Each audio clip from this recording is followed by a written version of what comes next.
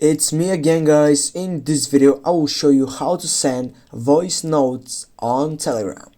Firstly, guys, you need to open a chat. For example, in this case will be this one, and what you need to do is just simply, when you go on the broadcast side, you simply, on your right side, you have three selections. You need to choose the last one with the microphone slide. Click and just hold on it. With that, you're recording the microphone sizing effect, which when you just unhold it, you're gonna send this voice note on Telegram. Now, guys, with that, you know how to send voice notes on Telegram.